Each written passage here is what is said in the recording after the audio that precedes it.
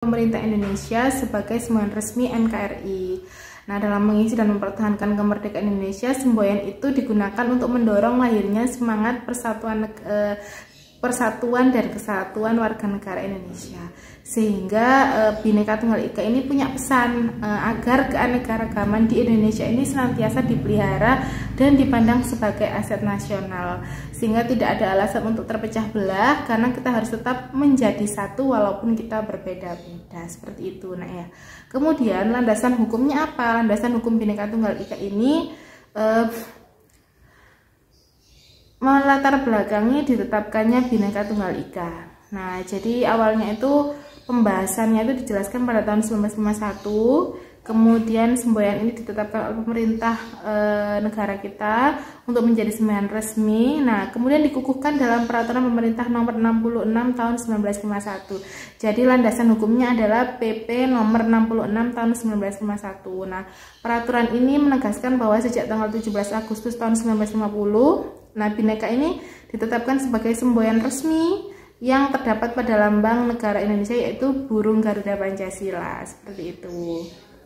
Kemudian ada perubahan-perubahan. Nah, perubahannya yaitu dimasukkan dalam pasal 36A Undang-Undang Republik Indonesia, Undang-Undang Dasar Republik Indonesia. Nah, jadi kemudian menurut pasal 1 Peraturan Pemerintah nomor 56, Peraturan Pemerintah nomor 66 tahun 1951 disebutkan lambang negara itu terdiri dari 3 bagian, yaitu burung Garuda yang menengok dengan kepalanya lurus ke sebelah kanan. Kemudian ada perisai berupa jantung yang digantung dengan rantai pada leher Garuda, dan semboyan di atas pita yang dicengkram oleh Garuda dan berbunyi Bhinneka Tunggal Ika. Jadi landasannya itu ada 3. Yang pertama ada 2. Yang pertama adalah PP nomor 66 tahun 1951. Kemudian dimasukkan dalam Undang-Undang Dasar 1945 pasal 36A. Ciri-ciri Bhinneka Tunggal Ika ini saya ulang. Yang pertama adalah adanya persamaan dan kewajiban bagi setiap warga negara. Kemudian tidak ada rasialisme. Rasialisme itu mementingkan golongannya sendiri. Jadi misalnya saya ini adalah orang Sumatera itu orang yang paling bagus Indonesia daripada orang Jawa, itu nggak boleh. Itu namanya rasialisme. Jadi tidak adanya atau tidak boleh ada rasialisme di tengah-tengah masyarakat Indonesia. Rasialisme itu mencakup perbedaan warna kulit, perbedaan jenis rambut, kemudian perbedaan bentuk muka. Nah, misalnya orang Sumatera kan putih-putih. Nah, orang Jawa kan agak sawo matang ya kulitnya. Jadi orang Sumatera itu paling bagus karena rasnya ras warna kulit putih. Nah, itu nggak boleh seperti itu. Itu namanya rasialisme.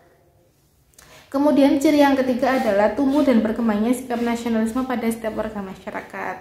Tidak adanya sikap diskriminasi, yaitu membeda-bedakan manusia dalam kehidupan bermasyarakat, berbangsa dan bernegara, dan terbinanya sikap saling menghormati antar warga masyarakat. Itu tadi cirinya. Nah, kemudian yang sekarang kita akan membahas arti penting. Nah, arti penting keberagaman masyarakat. Nah, arti penting adanya sikap peka terhadap keberagaman di masyarakat itu yang pertama adalah untuk menumbuhkan sikap toleransi. Jadi karena adanya perbedaan itu tadi anak-anak, kita berbeda suku, kita berbeda ras, kita berbeda agama, kita juga harus menumbuhkan sikap toleransi. Itu arti pentingnya.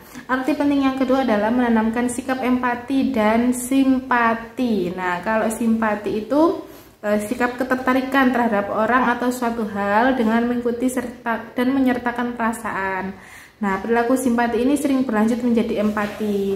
Nah, jika perasaan tertarik tersebut dilanjutkan pada partisipasi emosional dan memahami perasaan orang lain dan bergerak untuk membantu orang lain, adapun sikap empati merupakan kemampuan untuk merasakan diri seolah-olah dalam keadaan orang lain. Misalnya, ada bencana gempa di daerah Pulau A misalnya. Di Pulau A itu banyak sekali orang-orang non-muslim. Nah, tapi kalian itu empati dan simpati. Jadi kalian tidak memandang keberagaman itu, tapi kalian niat tulus menolong karena kasihan, seolah-olah kalian merasakan penderitaan yang dirasakan oleh para orang-orang yang kena gempa itu walaupun berbeda agama, seperti itu. Nah, ya, jadi empati itu ada perasaan ikut merasakan penderitaan atau apa yang dirasakan oleh orang lain walaupun ada perbedaan. karena niat tulus tadi. Nah, jadi tadi toleransi, sekarang simpati dan empati, dan yang terakhir adalah mengembangkan sikap demokratis dan anti diskriminatif. Penting banget. Nah, demokrasi ini yaitu mencegah pertentangan akibat perbedaan latar belakang primordial. Nah, selain itu, sikap demokratis dalam masyarakat dapat menjadi upaya pengendalian sosial terhadap pemerintah. Jadi, kalian sama-sama melek demokrasi walaupun ada perbedaan di antara kalian, dan tetap tidak menggunakan sikap diskriminasi. Nah, jadi masyarakat itu dapat bebas menyampaikan aspirasinya kepada pemerintah, tapi tidak secara diskriminatif seperti itu. Jadi tetap demo, tapi demo yang baik-baik. Jadi menyampaikan aspirasinya juga harus baik-baik. Nah, tadi pentingnya keberagaman dalam negara kita adalah satu, karena adanya keberagaman tumbuhlah toleransi, kemudian tumbuhlah empati dan simpati, kemudian yang terakhir tumbuhlah sikap demokratis dan anti diskriminatif. Dicatat nak ya, jangan lupa dipahami, tonton sampai habis, pelan-pelan nontonnya karena Bu Zuro agak cepet ini jelaskannya. Nah, supaya kalian nggak terlalu panjang videonya. Ya, itu tadi materi dari saya. Sekian, saya akhiri. Wassalamualaikum warahmatullahi wabarakatuh.